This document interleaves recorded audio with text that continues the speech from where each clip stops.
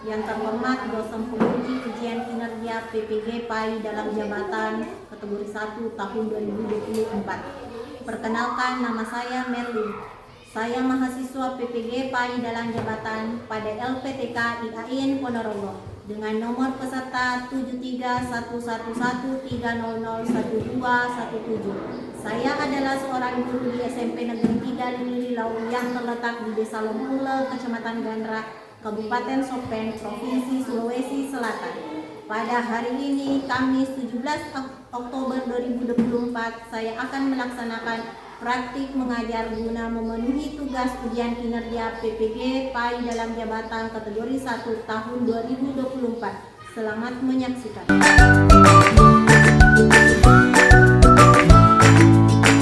Assalamualaikum. Waalaikumsalam warahmatullahi wabarakatuh. Bagaimana nyambung kabarnya semua? Baik. Ya, alhamdulillah. Jadi pada sehat semua ya? Sehat. Ya, jadi hari ini kita pertemuan selanjutnya untuk materi kita, khususnya mata pelajaran pendidikan agama Islam ya. Di bulan ini setelah kita mid semester dan kita lanjut lagi untuk pembelajaran seperti sebelumnya. Nah, setelah kita melaksanakan mid semester, jadi sekarang kita mulai pembelajaran seperti biasanya. Dan sebelum kita melanjutkan materi yang akan dihadapi hari ini, saya minta dulu anak-anakku untuk berdoa terlebih dahulu. Silakan, yang memimpin doa hari ini adalah ketua kelasnya. Silakan.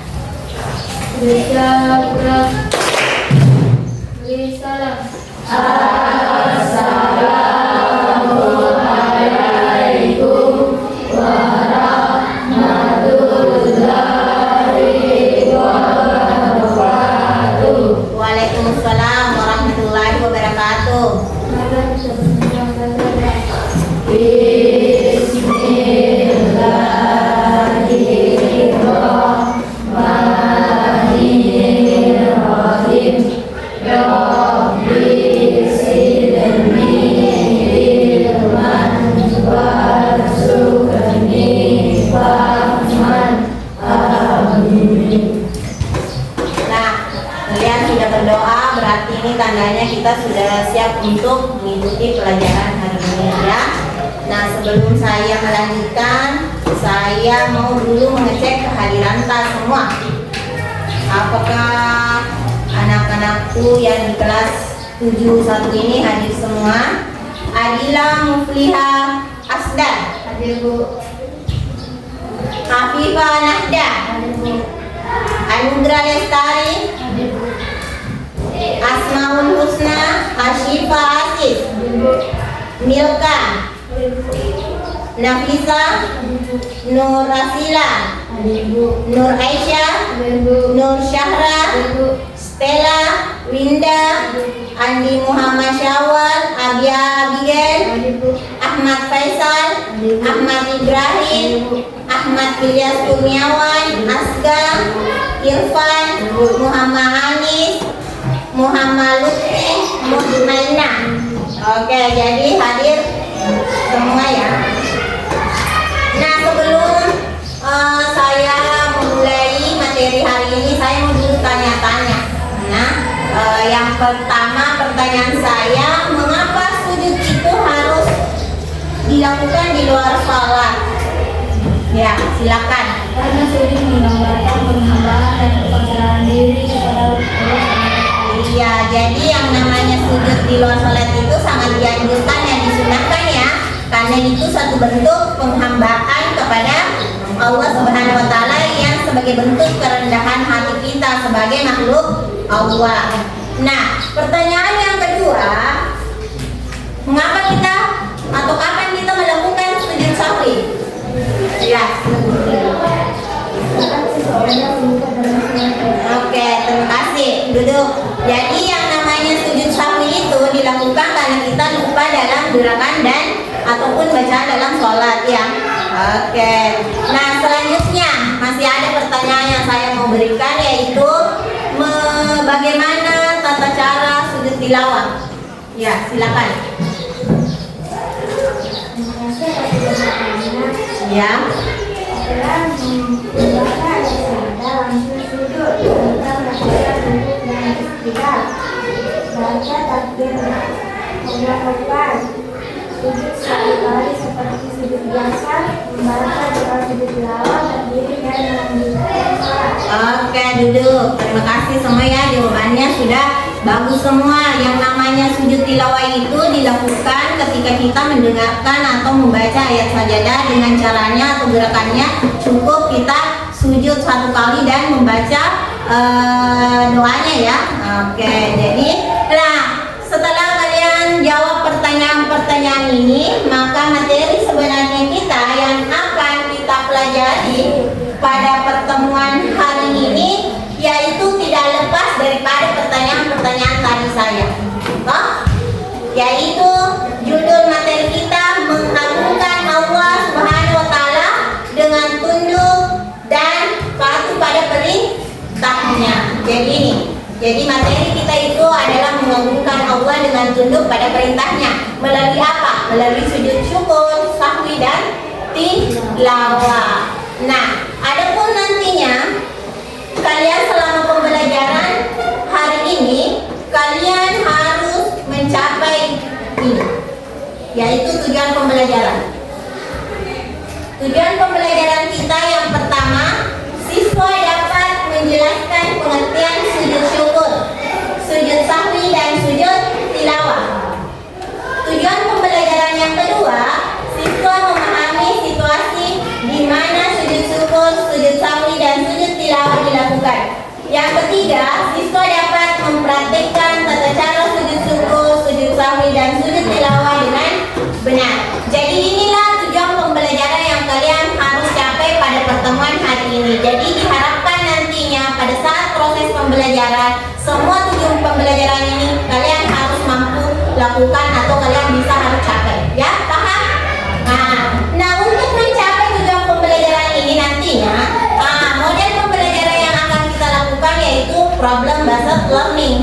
Ya, nah di sini kita sudah berkelompok. Ya, dan saya akan nanti membagikan lembar kerja kelompok, di mana pada lembar kerja kelompok ini ada tata cara kerja yang harus kita lakukan. Yang pertama, kalian harus menjawab pertanyaan yang ada pada lembar kerja ini. Yang mana pada lembar kerja pertama ini, untuk pertanyaan pertama Anda harus mengidentifikasi masalah. Jadi setiap kelompok harus menemukan masalah apa yang ada dalam kasus pada lembar kerja. Paham ya? Oke, jadi kalian harus menuliskan masalah apa yang kamu temukan berdasarkan kasus yang ada pada lembar kerja kelompoknya. Kemudian yang kedua, kalian harus diskusikan masing-masing kelompok, ya. Jadi masing-masing kelompok harus diskusi untuk menyelesaikan solusinya, apa yang harus dilakukan untuk mengatasi masalah yang kalian temukan tadi pada kasus ini. Paham ya? Nah, itu. Kemudian harus didukung dengan dalil.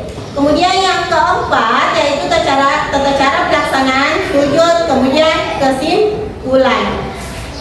Kemudian pada lembar ini kalian harus tulis nama kelompoknya masing-masing, apa tugasnya masing-masing setiap kelompok ya. Misalnya kelompoknya satu, misalnya dia sebagai ketua, sebagai presentasi yang akan menyampaikan gitu ya. Oke, masing-masing kelompok seperti itu ya, melengkapi semua ini. Ya, bisa sama toh dikerja. Oke, jadi saya bagikan dan dikerja ini selama 10 menit bisa ya. Oke, silakan.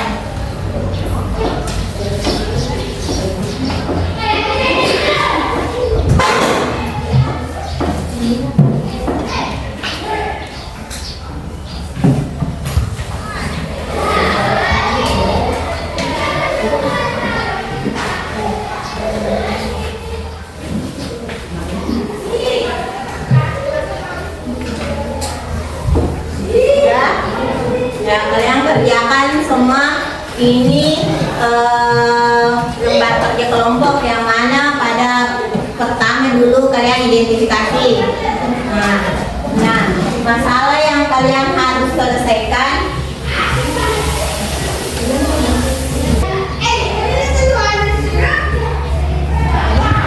Nah, sekarang kita lihat dulu. Nah, ini kasus yang pertama.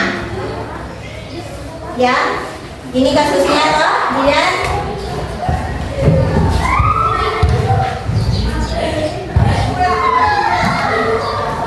Ali sedang melaksanakan sholat maghrib di rumah. Setelah menyelesaikan tasyahud akhir dan mengucapkan salam, Ali merasa ada yang tidak beres dengan jumlah rakaat yang dilakukan. Dia ragu apakah ia telah melaksanakan 3 rakaat atau baru 2 rakaat. Ali kebingungan apakah harus mengulang sholat atau ada cara lain untuk memperbaiki kesalahan yang mungkin ia lakukan. Apakah yang seharusnya dilakukan Ali setelah sholat? Menjelaskan alasan dan tindakan yang tepat. Jadi kalian harus identifikasi masalah. Apa yang menjadi masalah utamanya? Ya, apa yang menjadi masalah utamanya? Jadi kalian tulis di situ.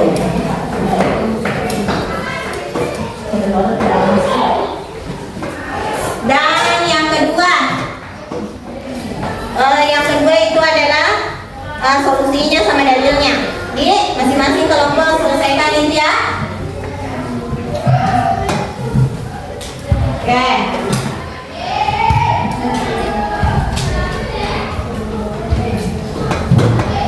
Sudah semua?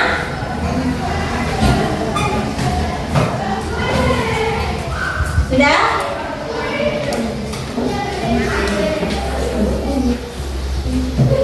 Oke. Ditulis sudah? Tulis.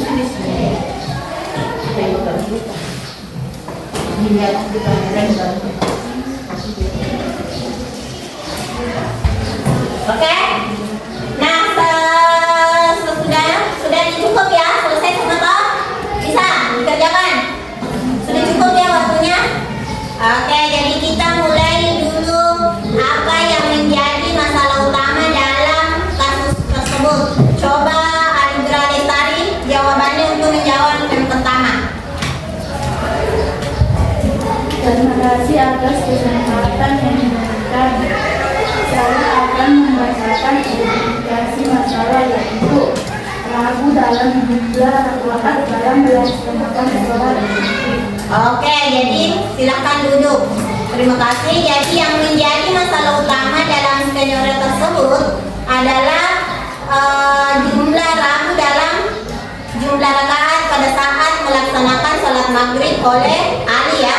Oke, jadi identifikasi masalah yang ditemukan pada kelompok 1 yaitu Anugerah bahwa si Ali ini ragu dalam jumlah rakaat pada saat melaksanakan sholat maghrib.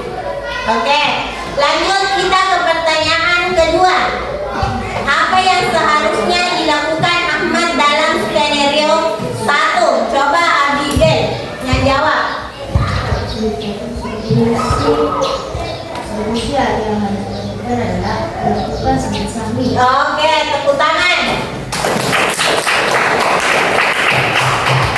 Jadi yang harus dilakukan Ahmad dalam skenario 1 atau kasus tadi si Ali, maka dia harus sebaiknya melakukan sujud sahwi.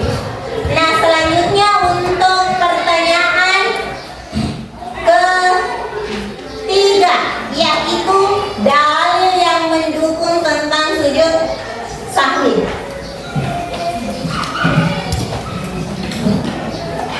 Ya, silakan. Terima kasih atas kesempatan yang diberikan. Dan falamma aqamna sholatahu sajadataini faqabbara fi kulli sajdatin wa huwa jalisan qabla an yusalla. Artinya, setelah beliau menyempurnakan salatnya, beliau sujud 2 kali. Ketika itu beliau bertakbir pada setiap akan sujud dalam posisi duduk. Beliau lakukan sujud sahwi ini sebelum salam. Oke, terima kasih. Tepuk tangan untuk kelompok kedua. Jadi dalilnya barang siapa yang misalnya kita lupa dalam sholat, maka disempurnakanlah sholat itu dengan melakukan sujud sahwi dengan 2 kali. Ya, seperti itu ya. Jadi selanjutnya nomor pertanyaan berikutnya yaitu tata caranya sujud sahwi jika Ahmad memutuskan untuk melakukannya. Ya. Terima kasih atas kesempatan yang diberikan. Saya akan membacakan kata sujud sahwi. 1. Sujud sebelum salam setelah membaca tasbih akhir dan bacaan sebagai berikut. 2. Bangun dari sujud dengan mengucap takbir. 3. Duduk sebentar. Akhir dilanjutkan dengan sujud kedua. Doanya seperti sujud pertama. 4. Duduk kembali dan berdiri oleh salam. Oke.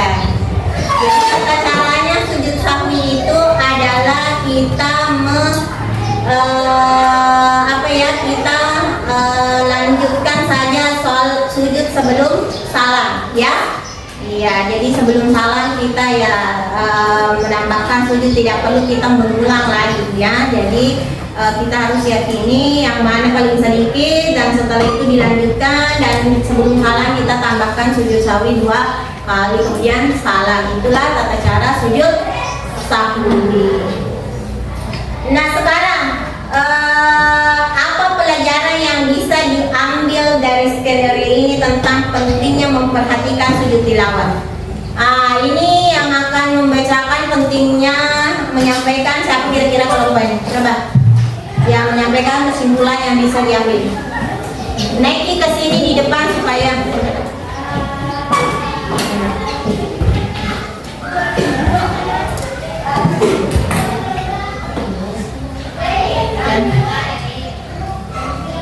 Terima kasih atas kesempatannya. Saya akan membaca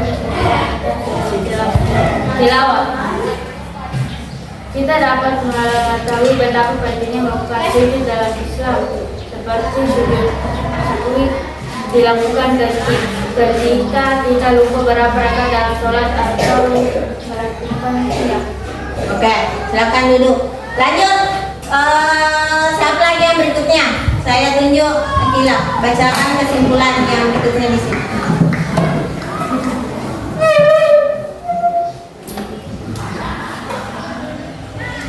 Terima kasih. Terima kasih atas kesempatan yang telah diberikan. Saya akan membacakan kesimpulan. Kepatuhan pada Rasulullah sujud tilawah mengingatkan kita untuk senantiasa tunduk dan patuh kepada Rasulullah. Oke, tepuk tangan. Nanti kesimpulan untuk kelompok ketiga, silakan.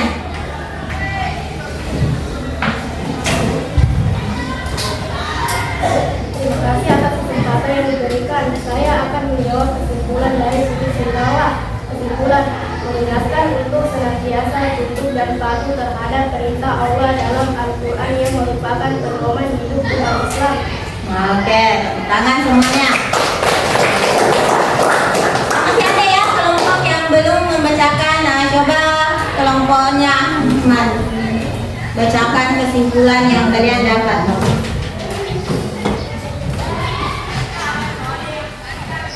Terima kasih atas kesempatan yang diberikan. Saya akan menyampaikan kesimpulan.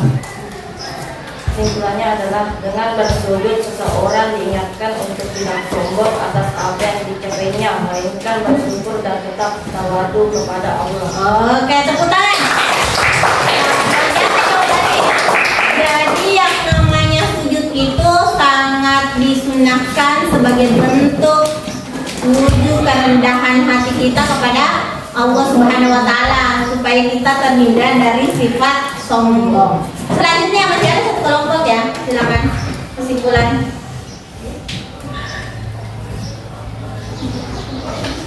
Terima kasih atas kesempatannya yang diberikan. Saya akan membacakan kesimpulan.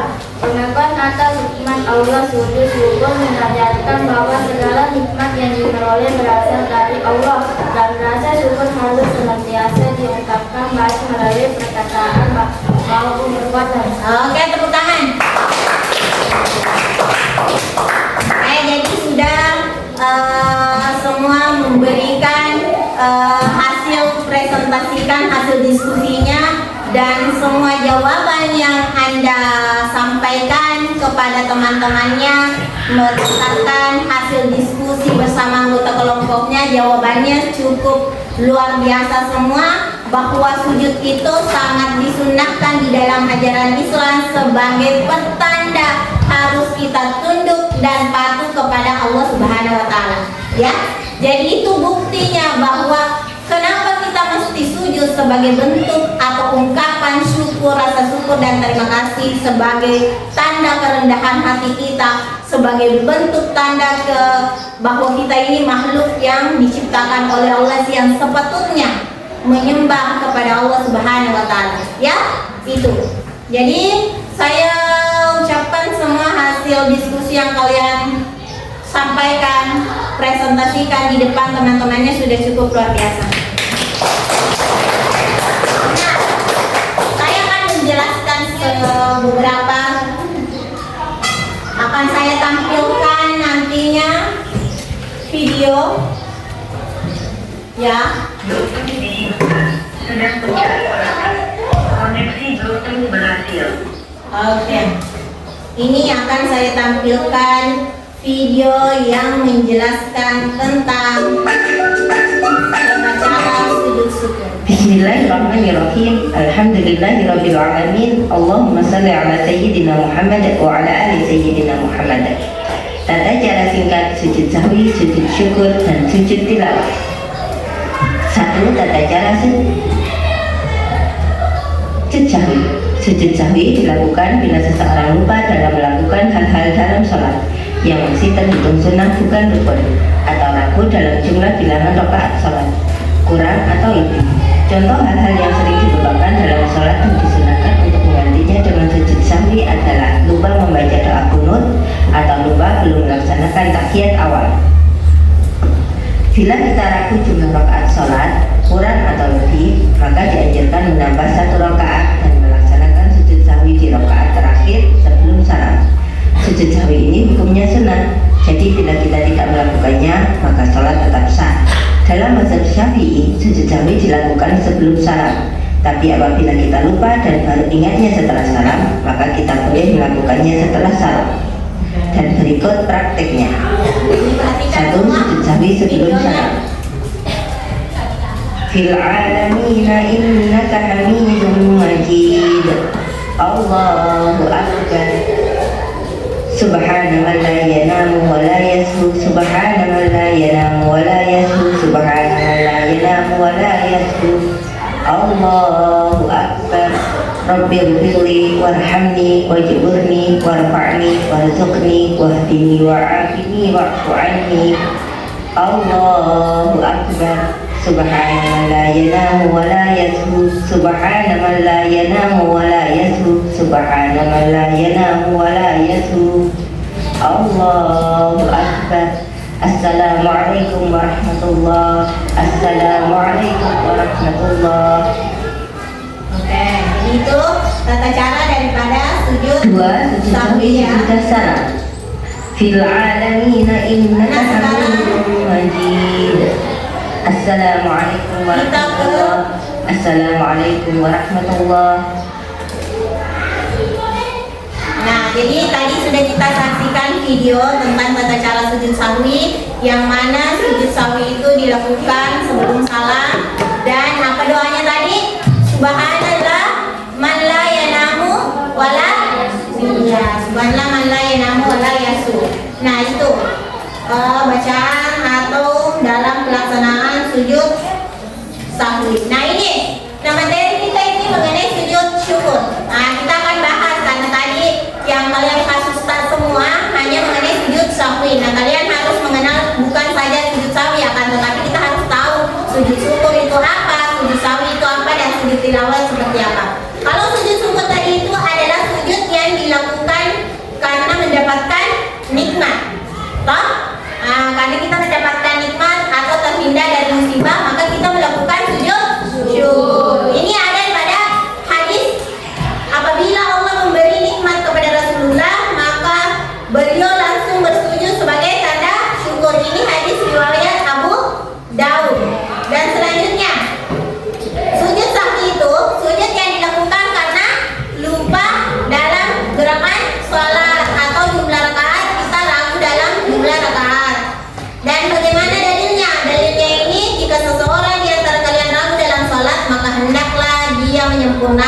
lebih pasti dan lakukan sujud sahwi. Ini hadis riwayat Bukhari Muslim.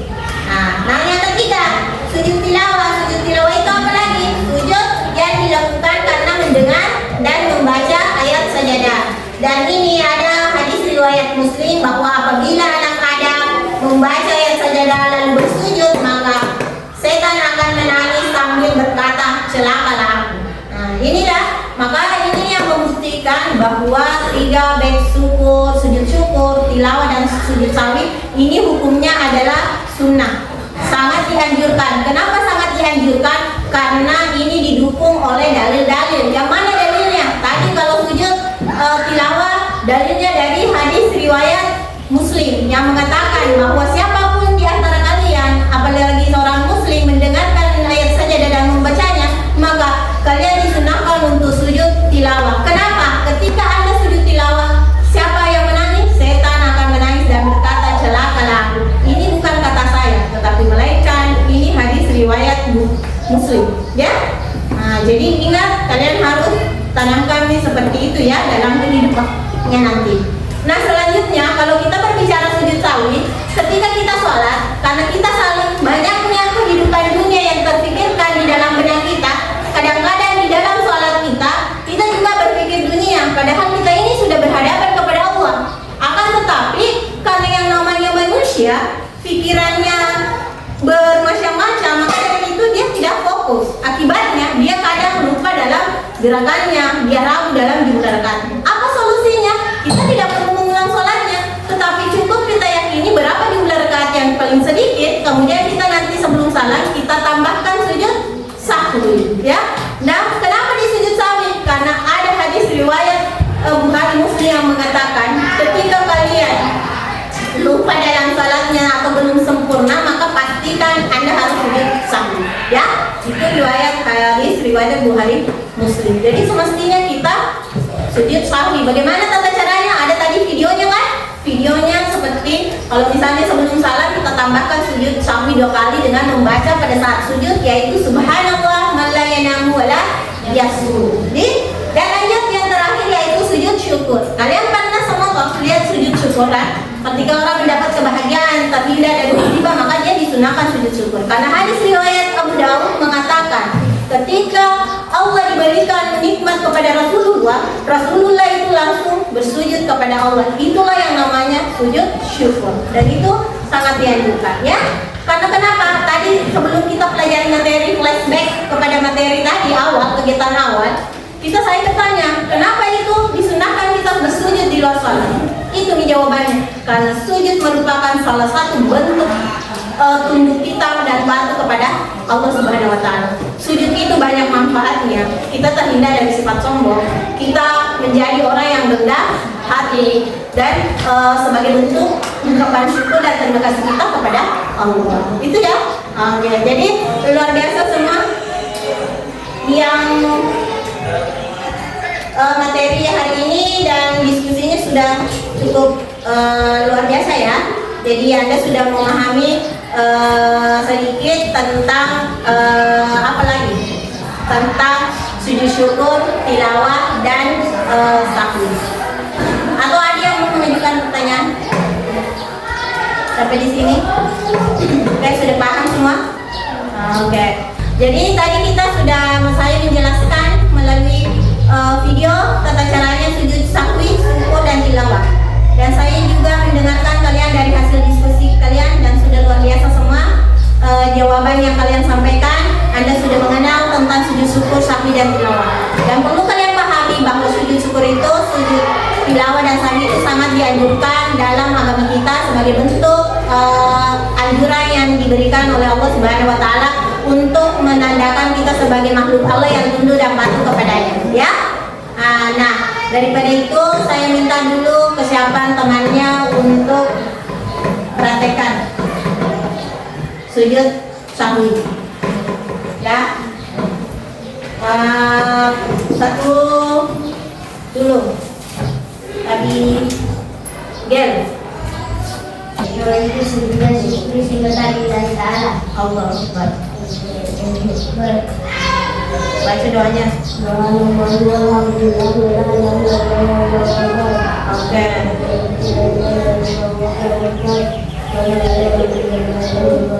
Oke, bagus. Selanjutnya Nafisa untuk sujud sapi ya.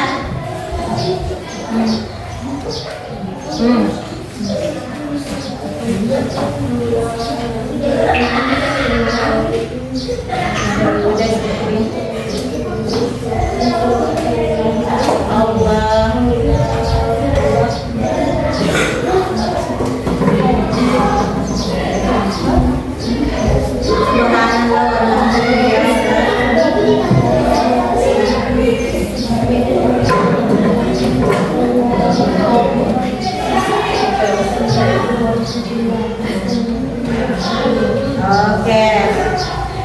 Ya, sudah ya. Cukup. Jadi dia praktekkan teman-teman mengenai sujud syukur tata caranya. Nah, begitu juga dengan sujud sahwi. Nah, sekarang saya akan membagikan lembar kertas untuk dicatat refleksinya ya, bahwa pelajaran apa yang dapat kalian ambil dari peristiwa atau proses pembelajaran ini ya. Kamu tulis saja ya. Nah, ya. Jadi kalian tulis hikmah apa yang dapat kalian ambil dari proses pembelajaran ini ya.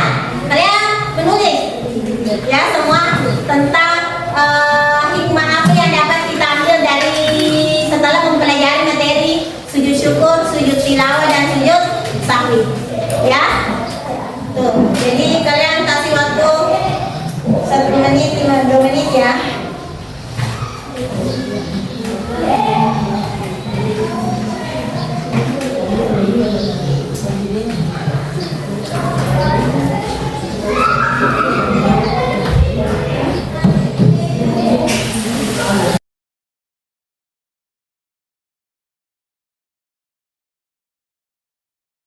Dan ada kesimpulan yang dapat kita ambil hari ini. Nah, ini ya.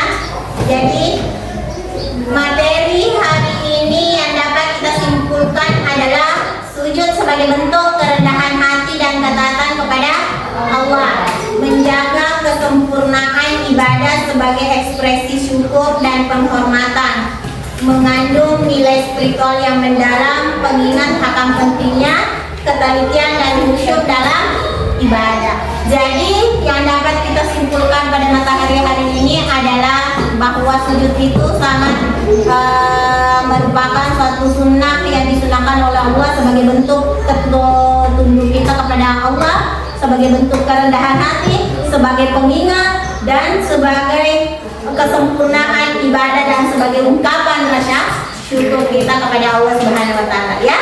Jadi inilah yang dapat kita ambil suatu hikmahnya ya, bahwa sujud itu sangat besar manfaatnya kepada kita sebagai bentuk rasa syukur kepada Allah, sebagai bentuk kerendahan hati kita, sebagai pengingat dan sebagai kesempurnaan.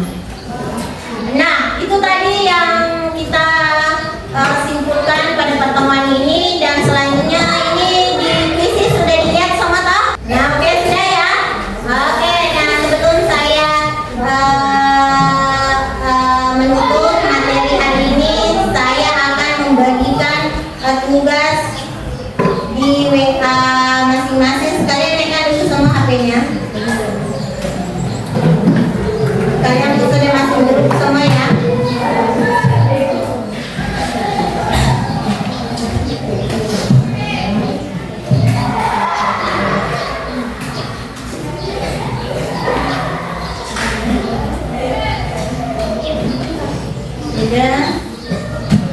Sudah ya, mana ini? Sudah ada menekan semua HP-nya? Nah, sudah semua ya? Oke, silakan saya kirimkan ini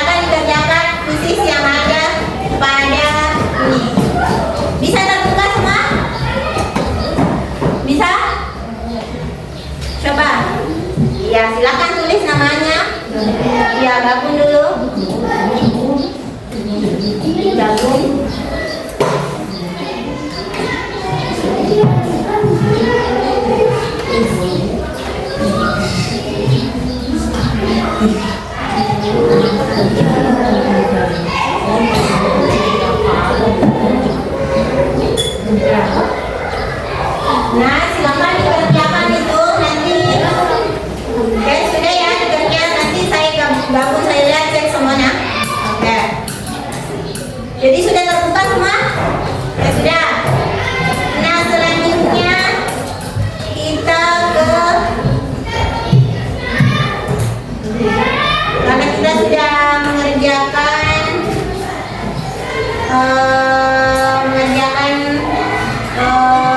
fisiknya, dan saya minta anak-anakku pada pertemuan ini semoga kedepannya lebih baik lagi, khususnya dalam pelaksanaan sholatnya.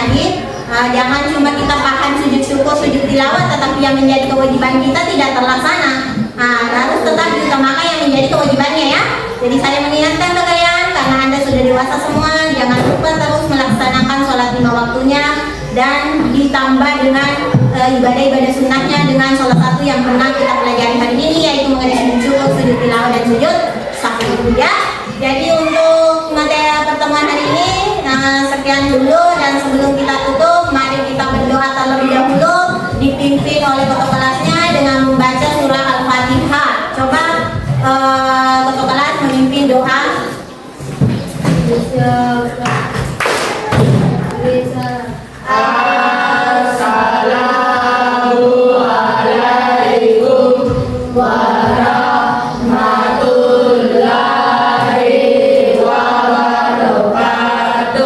Waalaikumsalam warahmatullahi wabarakatuh.